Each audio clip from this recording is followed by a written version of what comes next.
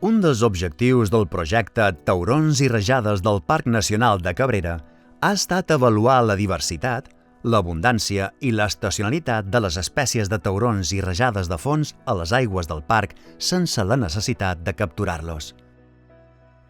Per això s'han utilitzat dispositius de càmeres amb esquer, anomenats BRUFs, que es dipositen al fons. S'han realitzat 6 campanyes d'una setmana de durada cadascuna, distribuïdes en períodes bimensuals al llarg de tot l'any. També s'han duit a terme altres 2 campanyes a la muntanya submarina del Fort des Francès, o Banc de Mille Baudot, situada a 30 milles al sud de l'arxipèlag. Dins del parc, aquests dispositius s'han col·locat en diferents zones i a profunditats d'entre 35 i 75 metres, mentre que el Banc Émile Baudot s'han calat a profunditats d'entre 100 i 140 metres, prop del seu cim. S'han obtingut i analitzat 1.054 hores de vídeo, enregistrades tant de dia com de nit.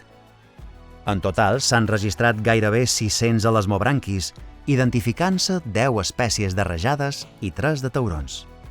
Dins del parc, les espècies més abundants han estat el gató, el clavell, la ferrassa i el bon Jesús, que juntes han representat el 80% de tots els elasmobranquis. Cal destacar la inesperadament alta freqüència d'una espècie poc comuna, la romeguera, de la qual s'han observat 25 exemplars, així com l'aparició d'un boca dolça a 68 metres de profunditat. També han resultat d'interès les primeres imatges obtingudes de la rajada blanca, de la qual s'han observat 3 individus atrets pel bruf. Aquesta és una espècie que pot assolir els 2 metres de longitud i que es troba en perill d'extinció al Mediterrani.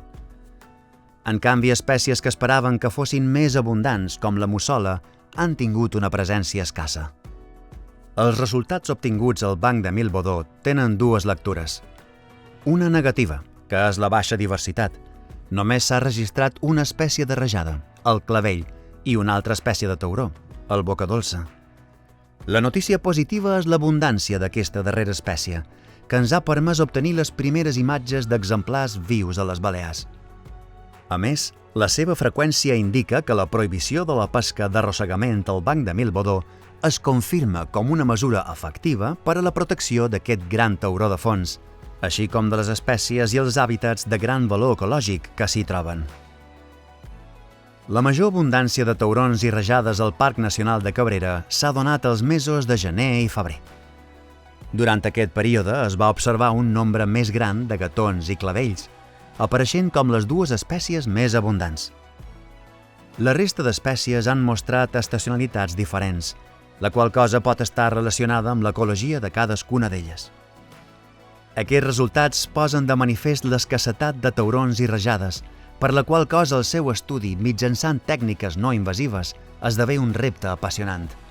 Els brufs, un mètode innovador a les Balears i especialment adequat per estudiar els elasmobranquis al Mediterrani, esdevenen una font d'informació complementària al seguiment pesquer tradicional.